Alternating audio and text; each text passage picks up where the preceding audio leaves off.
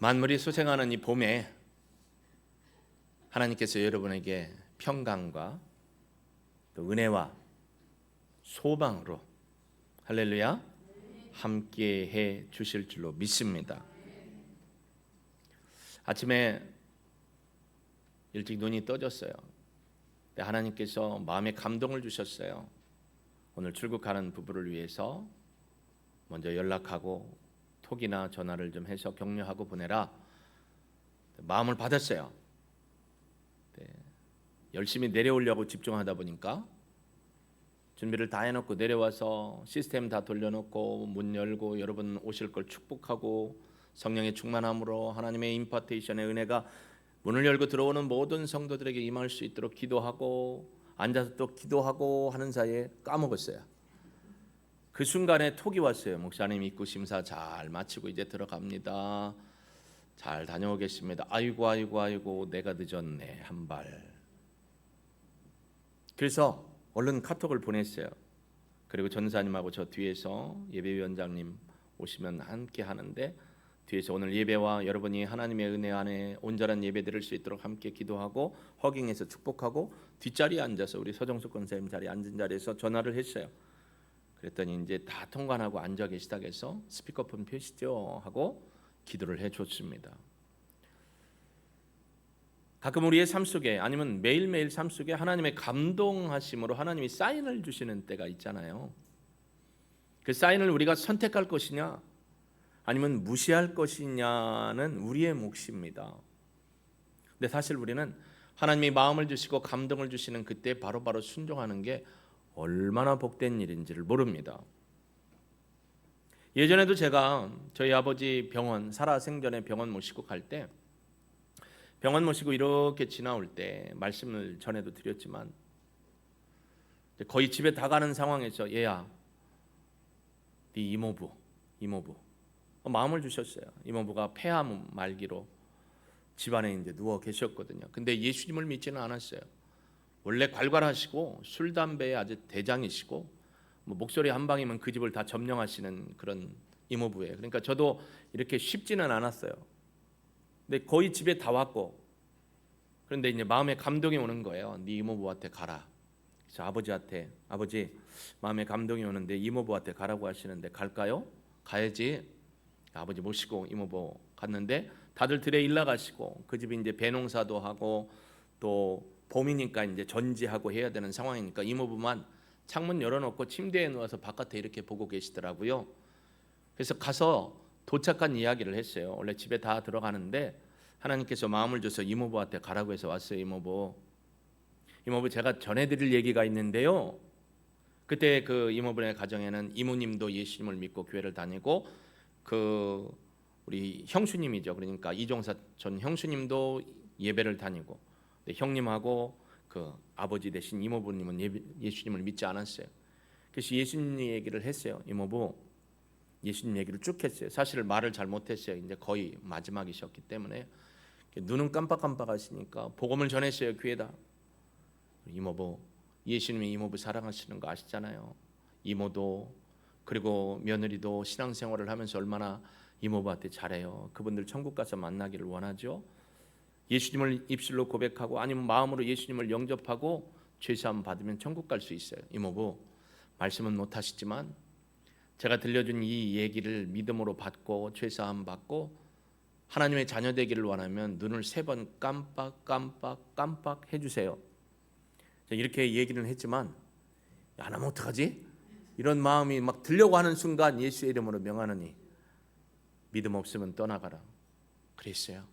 어떻게 했을까요? 이모부가 깜빡 하셨어요. 그래서 제가 기도원 같은 사람이라 하나님 한 번만 더 확인할게요. 이모부 정말 마음에 믿어서 하나님의 자녀로 죄사함 받고 천국 가기를 원하면 진짜 다시 한 번만 제가 여쭐게요. 왜냐면 햇빛이 따가우니까 깜빡 할 수 있잖아요. 이모부 한번 해보실래요? 깜빡 그러면서 눈에서 눈물이 흐르셨어요. 아마 하나님 앞에 참회하는 눈물이었을 것 같아요. 그래서 제가 손을 잡고 기도해 드렸어요.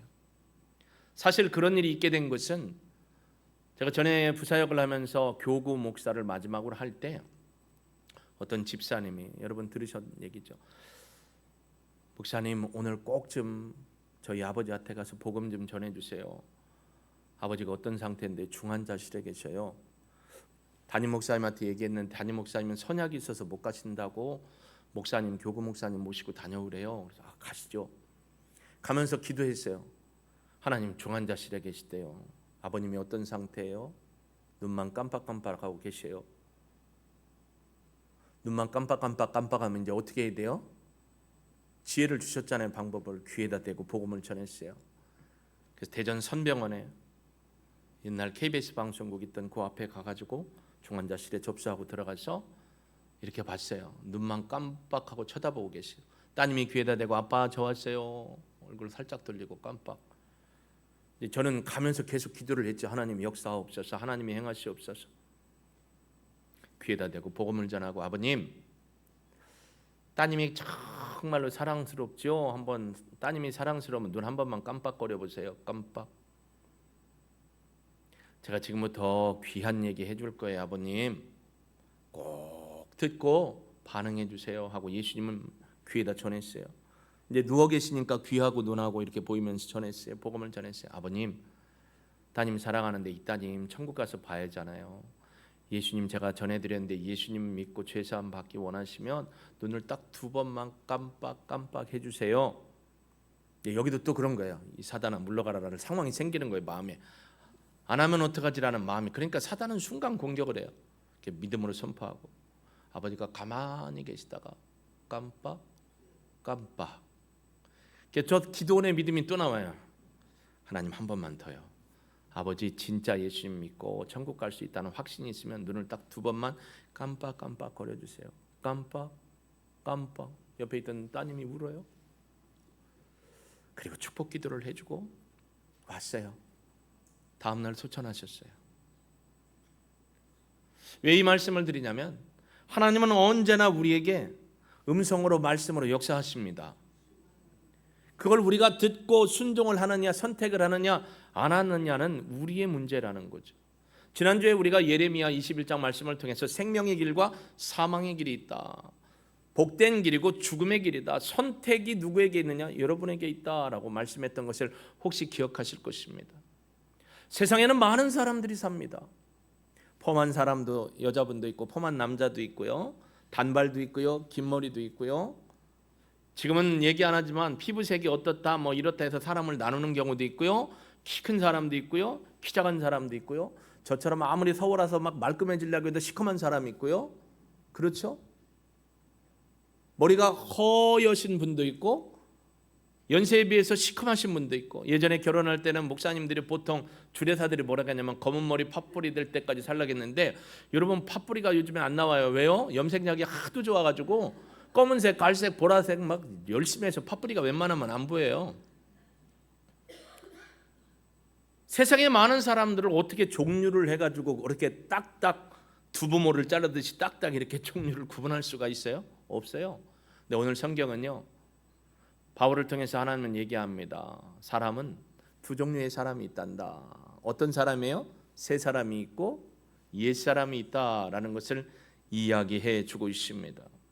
여러분, 사람을 나눈다는 건 불가능합니다. 그렇게 나눴어도 안 되고요. 그러나 성경은 분명히 얘기합니다. 영적인 사람이 있고 육적인 사람이 있다. 영을 사랑하고 생명을 사랑하여 어떤 길을 선택해요?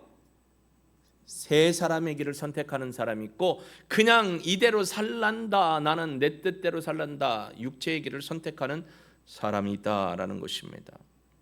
그래서 2종류로 나눠놔요. 이 옛사람이라는 것, 구습, 즉 옛날의 육신의 삶의 습관을 따라 사는 사람을 옛사람이라고 합니다. 그리고 새 사람은 의와 진리의 거룩함을 입은, 오늘 마지막 절에 있는 것처럼 의와 진리로 거룩함을 입은 새 사람으로 나눌 수가 있습니다.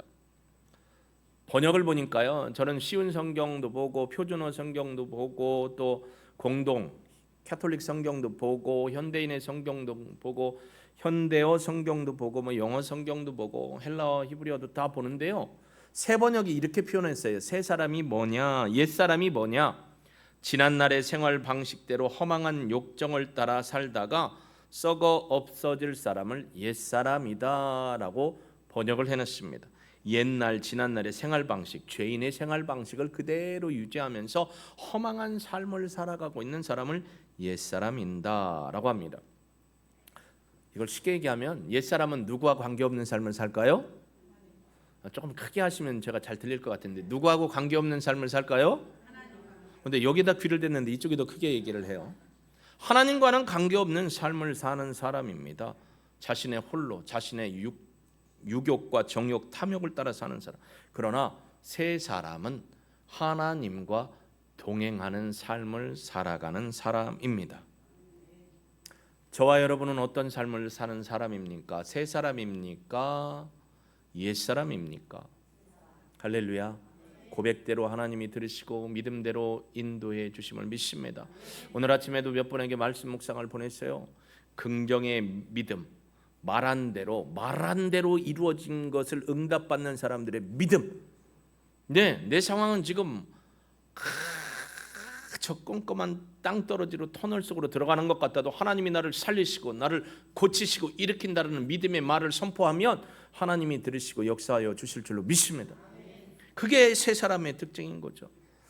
여러분, 어떤 책에 보니까 작가가 이런 얘기를 했어요. 모든 인생은 목적 인생을 살아가는 사람이다. 그러니까 인생에 다 목적이 있다라는 것입니다. 여러분은 오늘 이 시간에 목적을 가지고 이곳에 왔죠? 예배드리기 위해서. 어떤 분들은 목적을 가지고 어떻게 했어요? 굿샷 아다리 하러 간 사람도 있죠. 근데 목적을 갖고 이 자리에 왔어요. 무슨 목적이에요? 하나님을 예배하기 위한 목적입니다. 마찬가지로 매일, 매달, 매년 모든 시간 순서는 우리의 인생의 목적을 향해 달려가고 있다라는 것입니다. 누구와 함께 갈 것인가? 이것을 바울은 우리에게 말씀해 주고 있습니다. 우리는 누구와 함께 가야 할까요? 주와 함께 가야 합니다. 하나님과 함께 가는 삶을 살아가야 하는 하나님의 백성입니다. 여러분, 하나님과 동행하는 데에는 전제되는 조건이 있습니다. 하나님과 동행하려면 이루어져야 합니다. 그게 뭐냐면 하나님의 방식에 맞춰 살아가는 겁니다. 하나님과 동행하는 그 첫 번째 비밀은 하나님의 방식으로 사는 것입니다. 내 방식, 내 습관, 내 의지, 내 계획대로 이제까지 살아왔던 걸 끊어버리는 거예요. 새 사람은 옛사람의 행동을 끊어버리는 겁니다. 오늘 본문에 있는 것처럼 하나님께서 나를 지으시고 내게 삶의 목적을 주셨고 그 목적을 살아가도록 하심에 나의 인생에 가야 할 길을 가장 잘 아시는 분이 누구라고요? 믿으십니까? 방송을 통해 함께 하시는 분 믿으십니까? 여러분의 인생, 여러분의 삶의 사역의 목적지까지 어떻게 가야 하는지를 하나님이 가장 잘 아십니다. 옛날 가스펠 찬양에도 나보다 나를 더 잘 아시고 사랑하시는 분이 누구라고요? 하나님이십니다. 할렐루야. 그래서 하나님의 길, 영원한 생명의 길을 걸어가는 것이 하나님이 우리에게 주신 목적 있는 삶의 목표가 되는 것입니다.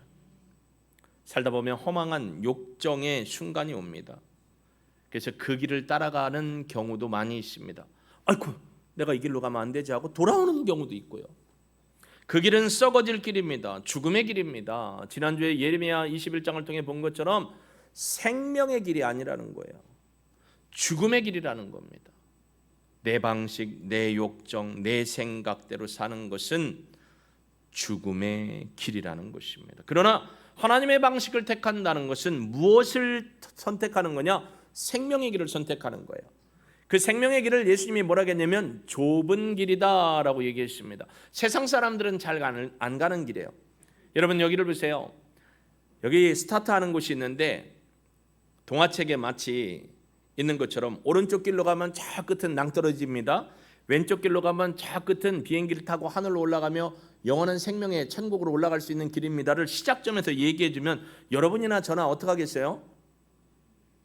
어느 길을 택할까요? 뭐 이렇게 찌르면 어떻게 해요? 그냥 왼쪽, 그죠? 제가 볼 때 왼쪽, 여러분이 볼 때 오른쪽. 이렇게 하면 몰라요. 그 길을 가죠. 더러, 에이 그걸 어떻게 믿어 하고 더러 낭떠러지 길로 가는 사람이 있지만 시작이 알려주면 생명의 길을 선택하죠. 주님이 예수님을 통해서 생명의 길을 여러분과 저에게 제시해 주셨고, 저는 여러분은 성령의 능력 가운데 그 길을 선택해서 지금까지 오고 있습니다. 하나님의 방식을 선택한다는 건 믿음이 있을 때 가능하고요, 담대한 용기를 가지고 있을 때 그 길을 걸어갈 수가 있는 것입니다. 오늘 본문이 어떤 내용입니까? 에베소 교회에 대해서 사도 바울이 에베소 교회가 교회가 일치하지 못하는 상황을 보고 이방인 중에서 그리스도인이 된 사람, 그다음에 히브리인 중에 그리스도인, 유대인 중에 그리스도인이 된 사람, 헬라인 중에, 그러니까 이방인이죠. 이스라엘 사람들이 볼 때는 이방인 중에 그리스도인이 된 사람들이 모여서 교회를 이루었어요. 그런데 이게 색깔이 다르고 관습이 다르고 말도 다르고 생각도 다르고 경험도 다르다 보니까 교회 안에 있는 성도들이 지지고 볶고 전을 너무 잘 붙여요. 모든 요리를 볶음 요리를 해요. 어떻게 해요? 지지고 볶고 싸우는 거예요. 그러니까 교회가 일치가 안 되는 거예요. 그래서 교회에 일치해야 대한 얘기로 하나님과 동행하며 살라라고 말씀해주고 있는 내용이 바로 오늘 본문의 내용인 것입니다. 여러분, 하나님과 동행하며 산 사람을 우리는 기억합니다. 우리가 기억할 때 평생토록 하나님과 동행하며 살았던 사람을 기억하는데 그 사람이 누굴까요? 에녹입니다. 에녹이라는 사람이 있었습니다. 창세기 5장 21절에서 24절에 보면 에녹이라는 사람이 나오거든요. 성경은 그에 대해서 이렇게 이야기를 하고 있습니다. 에녹은 65세에 무드셀라를 낳았고 무드셀라를 낳은 후 300년을 하나님과 동행하며 자녀들을 낳았으며 그는 365세를 살았더라. 에녹이 하나님과 동행하더니 하나님이 그를 데려가심으로 세상에 있지 아니하였더라. 아멘. 에녹의 특징이 뭐라고요? 하나님과 동행하는 삶을 살았다라는 것입니다. 동행은 뭘 얘기하냐면 일치입니다. 일치. 여러분이 KTX를 타고 내일 이제 우리 장로님 한번 출장 가시느라고 KTX를 타고 내려가실 건데 KTX를 타고 딱 했는데 내 옆에 좌석의 동석에서 가는 사람은 나하고 동행하는 사람이에요? 아니에요? 동행은 아니죠. 동행은 뜻과 마음과 생각이 일치해서 같이 가는 것을 동행이라고 합니다. 그러니까 하나님과 내가 동행하려면 내 생각과 내 방식과 내 욕심의 것을 다 어떻게 해야 돼요? 내려놓고 어떻게 해야 돼요? 그분에게 맞춰가야 하는 것입니다. 그래야 같이 갈 수 있습니다. 제가 예전에 유튜브에 고양이하고 강아지 유튜브, 요만한 애들 그 유튜브 많이 봤다겠잖아요. 요즘엔 조금 유튜브의 격이 좀 달라졌어요. 제주도 생각나면서 제주도에 구멍치기 있잖아요. 구멍치기. 릴락스 내려갖고 그렇게 파도가 들어왔다가 이렇게 깊은 곳에 이제 물이 격리되어 있는 곳, 그곳에 구멍치기 하는 낚시를 보는데, 아니 구멍치기 하는데 왜 이렇게 고기가 이렇게 잘 잡혀요? 제가 잡는 게 아니고 그 낚시꾼이 잡더라고요. 그리고 또 보니까 투망을 가지고 물가 어귀에서 투망을 싹 던지는데, 아니 숭어도 잘 잡히고 숭어 사이에 돔이 그렇게 잘 잡히더라고요. 그래서 제가 그걸 유심히 봐요. 저 어렸을 때 학교 다닐 때 투망을 던져본 적이 있거든요. 자, 질문입니다. 제가 눈치도 빠르고 뭐 이렇게 잘 보니까 어렸을 때도 그랬을 것이라는 생각을 전제하고 계시는 분이 있을 건데, 제가 투망을 던졌어요. 잘 던졌을까요? 못 던졌을까요? 아니 솔직히 얘기해요. 제가 안 미워할 테니까. 방송에 계신 분만 얘기하는 것 같아서 못 던졌어요. 던져본 경험이 없고 딱 2번 던졌는데, 그러니까 아버지가 뭐라 했냐면 일리 갖고 와, 그만해. 그리고 아버지가 딱 잡고 던지는데 잘 던지셔. 투망 던지는 유튜버들 보니까 너무 잘 던져요. 자세가 딱 나오고 팔을 딱 깼다가 당겨보래. 그러니까 모양이 잘 예쁘게 나오더라고요. 자, 그러면 제가 투망을 가지고 갔어요. 제 방식대로 던질까요? 선생님 어떻게 잘 던지는지 좀 알려주시면 안 될까요? 할까요? 해야죠. 내 방법을 내려놓고 그분의 스킬을 배우고 따라하겠죠. 예수님과 동행하려면 누구의 뜻과 누구의 마음과 누구의 기술을 가지고 나아가야 할까요? 예수님의 방식입니다. 이게 동행의 특징입니다. 하나님의 성품과 하나님의 인격, 예수님의 방법과 예수님의 그 놀라운 능력과 함께 하려면 내 것 내려놔야 돼요. 안 내려보면 마음도 힘들고 멍에도 있고 짐도 있고 너무너무 무거워요. 여기 지금 너무 무거워서 막 고개가 꺾여갖고 막 이렇게 내려와서 예배 드리는데도 막 자꾸 고개가 내려가는 분이 있잖아요. 무거운 짐을 내려놓으라고 주님이 말씀하시는 겁니다. 그러니까 내가 보는 게 아니고 하나님이 보시는 것을 볼 수 있어야 되고요.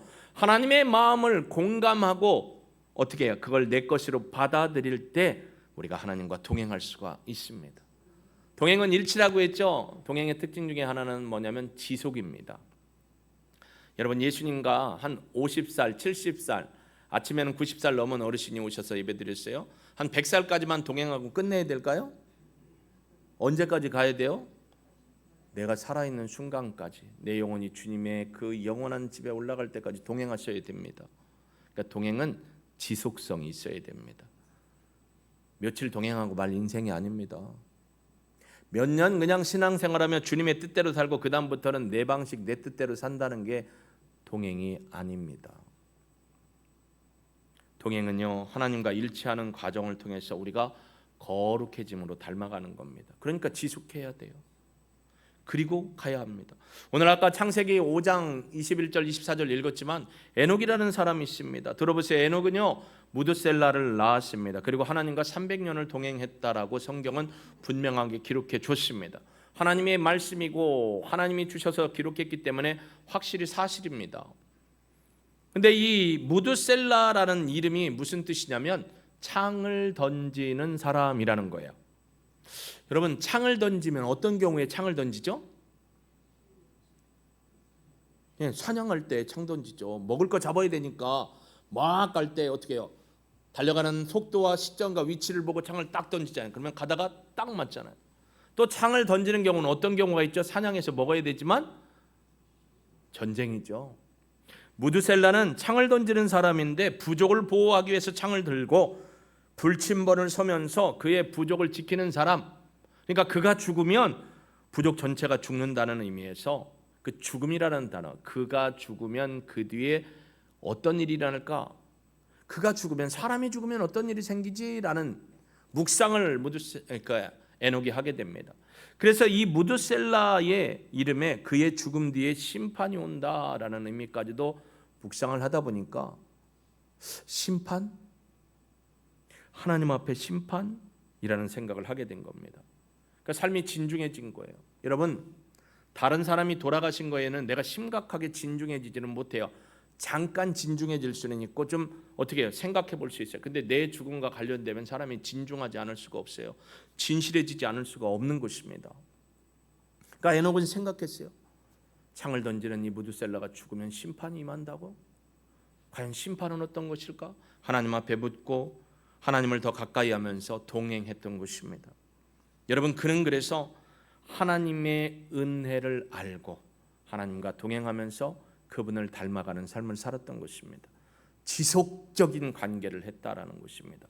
그렇기 때문에 하나님께서 그의 형상을 따라 지음받았던 에녹을 하나님의 회복의 은혜로 이끌어 주셔서 죽음을 보지 않고 하나님께로 인도함을 받은 사람이 되었던 것입니다. 우리는 하나님과 동행하면서 하나님께서 우리에게 베풀어 주시고 계획하신 원복, 믿음의 은혜의 복을 회복하게 되기를 주님의 이름으로 축복합니다. 여러분, 하나님과 동행을 위해서 그것으로 끝나는 게 아닙니다. 그리스도의 장성한 분량에까지 자라가는 것이 우리에게 있어야 합니다. 제가 요즘에 서울에서 하는 거 포인트 얻는 거 있죠.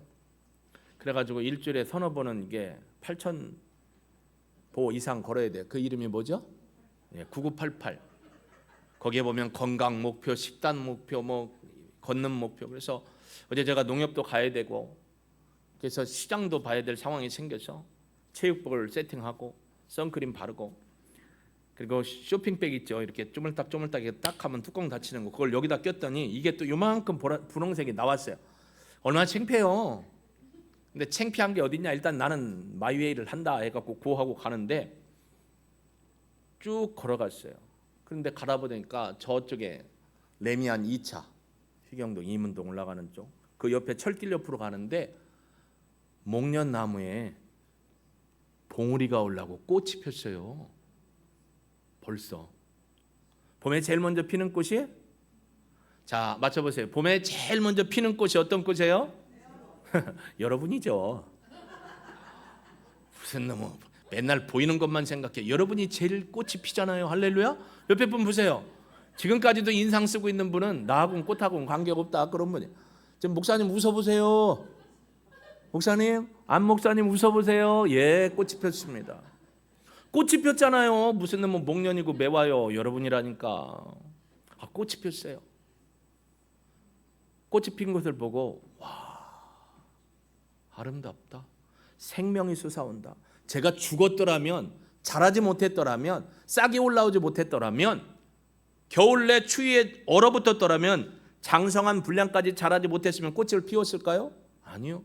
여러분이 오늘 이 자리에 와서 예배를 드리면서 마음의 무게, 어려움이 있고 가족의 아픔 때문에 안 되는 일 때문에 고통이 있어도 이 시간 성령께서 여러분의 마음을 만지셔서 여러분의 심령의 꽃을 피워주실 줄로 믿습니다. 자라가야 되는 거예요. 어디까지 자라가야 되느냐? 예수님까지. 그래서 에베소 4장 13절에 보니까 이렇게 얘기합니다. 우리가 다 하나님의 아들을 믿는 것과 아는 일에 하나가 되어 온전한 사람을 이루어 그리스도의 장성한 분량이 충만한 데까지 이뤄가야 한다. 오늘 24절 본문에도 뭐라고 했죠? 의와 진리의 거룩함으로 지으심을 갖다는 건 자라가야 한다라는 걸 얘기합니다. 여러분, 자라가야 하는 거예요. 자라지 못하면 싹을 틔울 수 없고 꽃을 피울 수 없고 열매도 맺을 수 없습니다. 하나님은 지금 여러분을 이 자리에 있기까지 자라게 하시고 도우시고 인도해 주셨습니다. 여러분, 사무엘상 7장에 가보면 우리가 기억하는 귀한 단어가 하나 나옵니다. 사무엘상 7장, 제가 7절부터 12절까지 읽어드리겠습니다. 한번 보세요. 잘 따라와 보세요. 이스라엘 자손이 미스바에 모였다 함을 블레셋 사람들이 듣고 그들의 방백들이 이스라엘을 치러 올라온지라. 이스라엘 자손들이 듣고 블레셋 사람들을 두려워하여 이스라엘 자손이 사무엘에게 이르되 당신은 우리를 위하여 우리 하나님 여호와께 쉬지 말고 부르짖어 우리를 블레셋 사람들의 손에서 구원하시게 하옵소서. 선지자님 기도해가지고요, 저들이 우리를 침노하지 못하고 저들이 쫓겨나가도록 하셔서 우리를 돕게 해주십시오. 사무엘이 젖먹는 어린 양 하나를 가져다가 온전한 번제를 여호와께 드리고 이스라엘을 위하여 여호와께 부르짖음에 여호와께서 응답하셨더라. 사무엘이 번제를 드릴 때에 블레셋 사람이 이스라엘과 싸우려고 가까이 오매 그날에 여호와께서 블레셋 사람에게 큰 의뢰를 말하여 그들을 어지럽게 하시니 그들이 이스라엘 앞에 패한지라. 이스라엘 사람들이 미스바에서 나가서 블레셋 사람들을 추격하여 벳갈 아래에 이르기까지 쳤더라. 12절 같이 읽습니다. 시작. 사무엘이 돌을 취하여 미스바와 센 사이에 세워 이르되 여호와께서 여기까지 우리를 도우셨다 하고 그 이름을 에베네셀이라 하니라. 할렐루야. 에베네셀이라는 이름이 뭐예요? 하나님께서 여기까지 도우셨다는 겁니다. 여러분, 여기까지 어떻게 살아오셨어요?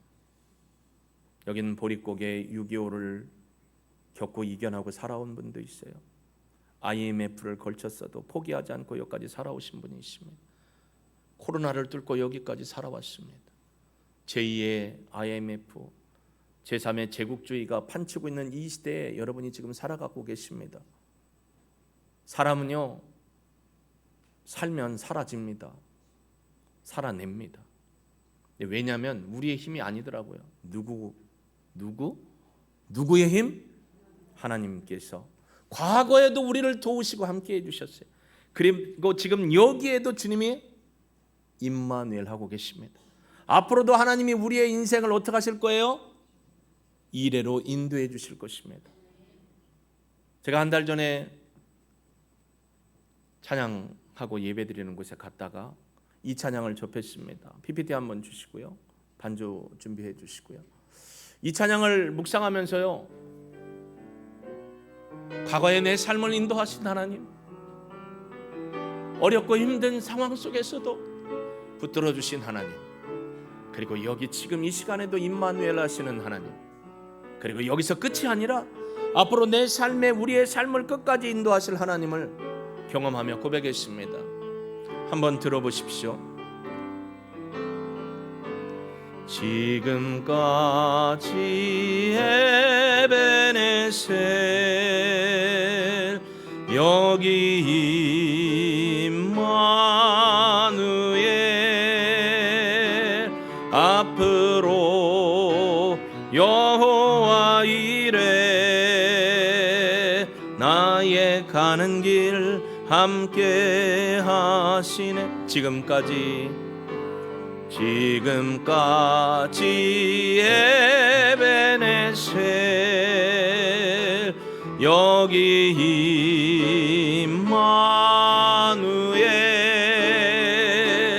앞으로 여호와 이레 나의 가는 길 함께 하시네. 우리 함께 고백해 볼까요? 지금까지 지금까지 도우신 하나님 여기 임마누엘 앞으로 여호와 이레 나의 가는 길 함께 하시네. 여러분이 잘 됐든지 못 됐든지 과거에 하나님은 계속해서 우리를 에베네셀의 능력으로 도우셨습니다. 그리고 지금 이 순간에도 임마누엘의 은혜로 우리와 함께 하십니다. 그리고 앞으로의 우리의 인생 어렵고 힘들 수도 있고요, 평탄할 수도 있지만 그 인생 가운데 여호와 이레 하나님이 우리를 이끌어 주실 줄로 믿습니다. 그러니까 과거나 현재나 미래나 우리는 하나님 앞에 믿음의 확신과 소망으로 살아갈 수 있습니다. 이게 복입니다. 세 사람만이 누릴 수 있는 진정한 복입니다. 절대적인 하나님의 말씀의 길 때레크, 다윗이 걸어갔던 하나님의 진리의 말씀의 길 때레크로만 서갈 때 우리는 세상 속에서 당당히 하나님의 사람으로서 의와 진리로 거룩하며 예수님의 성품과 능력과 인격과 행동과 삶의 모습을 닮아가게 될 줄로 믿습니다. 끝까지 생명의 길로 가셔야 합니다. 중간에 포기 없습니다. 끝까지 가셔야 합니다.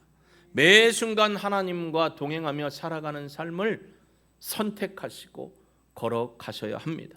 여기에는 믿음이 그래서 필요한 거고 여기에는 담대한 용기가 필요한 것입니다. 그 방법이 뭘까요? 우리가 함께 신앙 캠페인 외우잖아요. 매일 하나님의 말씀을 읽고 묵상하는 겁니다. 그 말씀이 내게 어떻게 되세요? 힘을 주십니다. 여호수아 1장 8절에 있는 것처럼 늘 주야로 묵상하고 또 생각하고 입술로 고백하고 암송하고 살아가는 겁니다.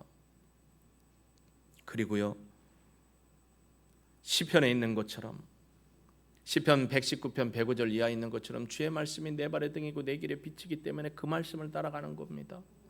시편 148편 18절에도 보면 여호와께서 자기에게 진실하게 간구하는 모든 자에게 가까이 하신다고 했습니다.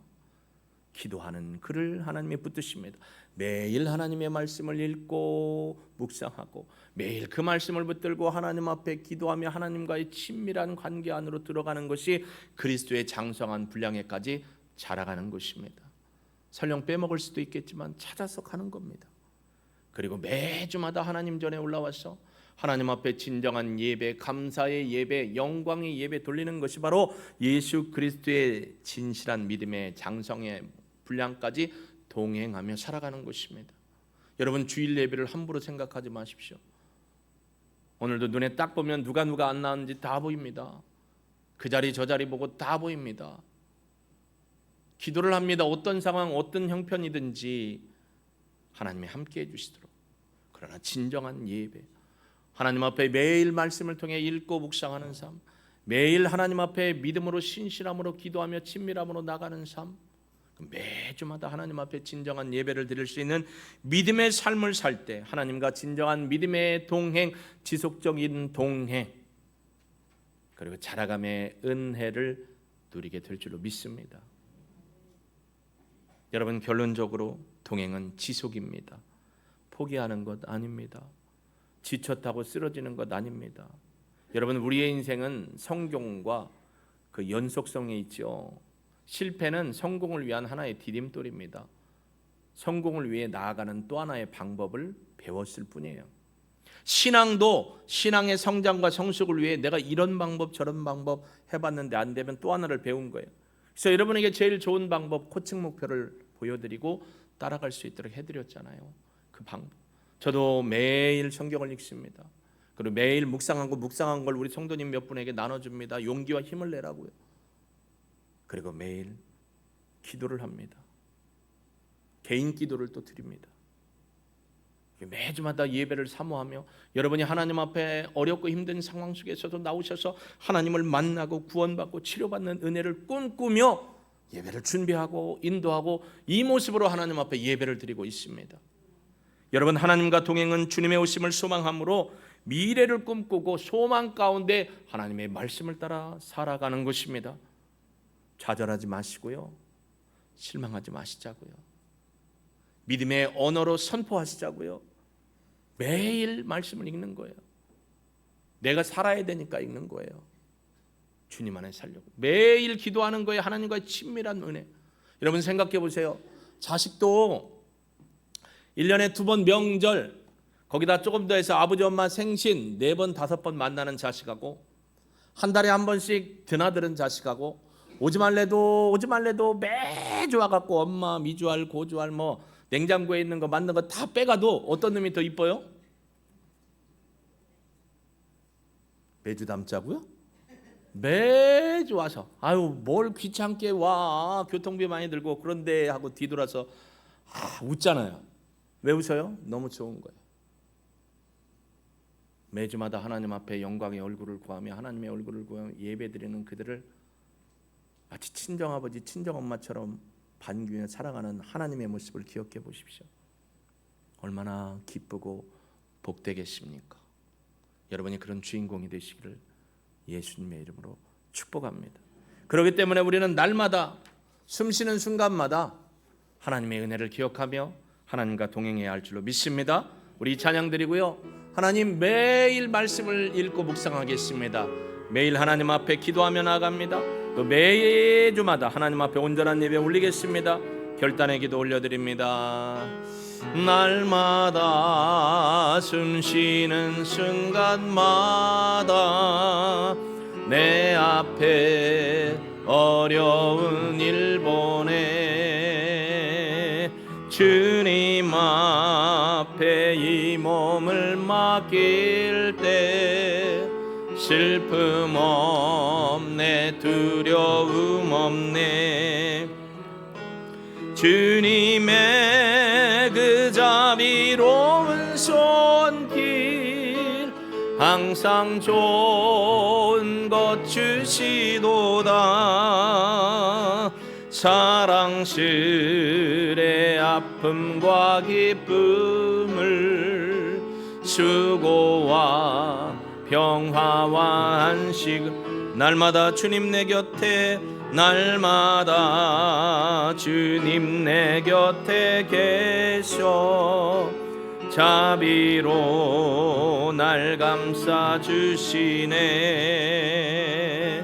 주님 앞에 이 몸을 맡길 때 힘주시네. 위로함 어린 나를 품에 안으시사 항상 평안함 주시도다. 내가 살아 숨을 쉬 살피신다 약속하셨네. 인생의